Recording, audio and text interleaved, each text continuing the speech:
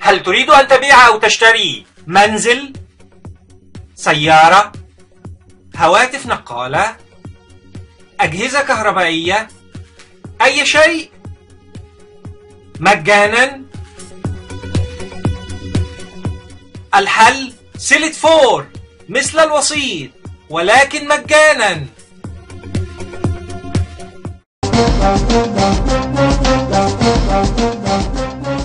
من المؤسف أن تكون مصر بلا بنزين، الحياة مصابة بالشلل التام. بالأمس أيضا الأستاذ عصام سلطان عضو مجلس الشعب كان يتحدث عن فضيحة إخفاء ملف قضية الجمل، وقال يعني كلاما يتعلق بأنه يعني من رد المحكمة ولم يحدد اسما.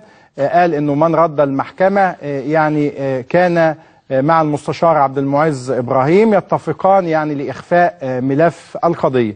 معايا الأستاذ مرتضى منصور. أستاذ مرتضى أهلا بيك. أستاذ وائل ازي حضرتك؟ ازيك أستاذ مرتضى؟ أهلا بيك.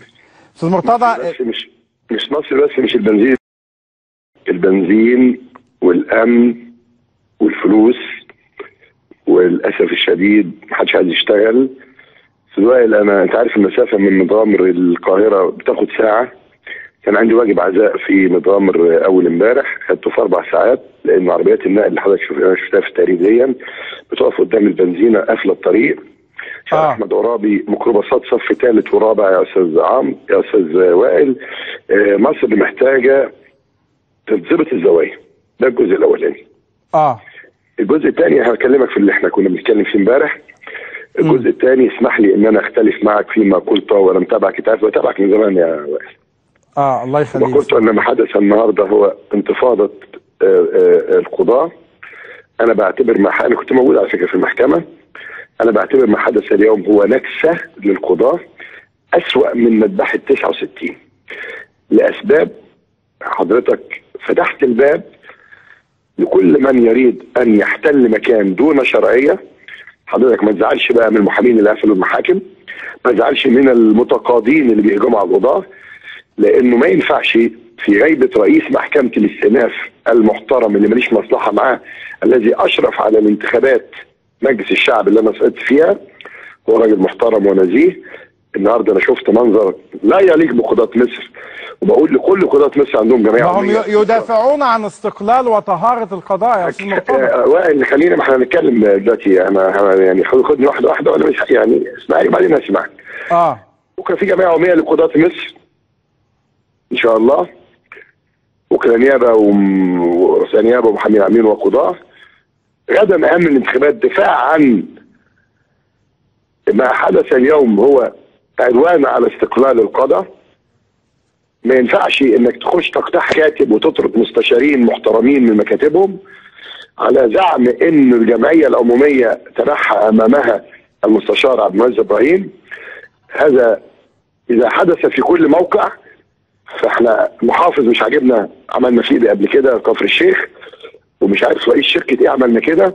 الدوله يا وائل فيها قانون، واذا كنا نتحدث عن استقلال القضاء، انا بس المداخله لان الاخ عصام سلطان تحدث بالامس واول امس عندك وفي بعض البرامج وفي مجلس الشعب.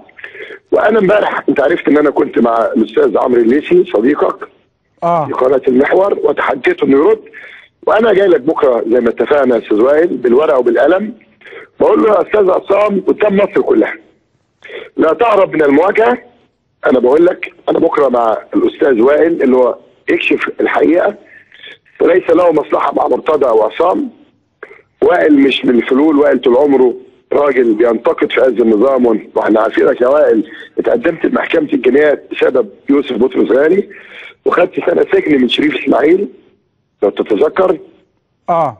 ودفعت الثمن. بكره في برنامجك انا ان شاء الله الساعه 6. لا هي القضيه اذا في اتهامات بتعمد اخفاء قضيه موقعة الجمل وفي اتهامات من هذا النوع، سندعو الاستاذ عصام سلطان للمواجهه. انا بقول للاخ عصام اللي قال في مجلس الشعب ان القضيه اتسرقت، خلي بالك، او اختفت، وقال بالحرف ان اللي رد القاضي ما عرفش يوصل للقاضي فرده. عايز اقول له اللي رد القاضي محترم اسمه مرتضى منصور ما بيوصلش للقضاء يا عصام. ولو انت طيب. عندك الشجاعه طب انا معايا طب لا انا بكره جاي له، لو هو عنده الشجاعه يجيب مستنداته وانا جايب مستنداتي قدام مصر كلها. اما شغل بقى التليفونات وشغل بقى انك عمال تلف على المناضله اسمها دي مش عارف انا سرحان وطنطم يا تهويتي اختفى الملف، عيب. انا جاي بكره. طيب بكره ان شاء الله هنعمل مواجهه تتعلق بهذه القضيه، لانه قضيه بكره ان شاء الله الساعه 6 قدام مصر كلها يجيب ورقه وانا جاي وجايب ورقي عشان مصر تحكم مين الكذاب ومين الصادق ومين الشريف ومين اللي باع دمياط. طيب. كلها وضحك على شعب دمياط. استاذ مرتضى منصور المرشح لرئاسه الجمهوريه، الف شكر، وموعدنا غدا ان شاء الله. هل تريد ان تبيع او تشتري منزل، سياره، هواتف نقالة، أجهزة كهربائية، أي شيء مجانا؟ الحل سيلت 4 مثل الوسيط ولكن مجانا.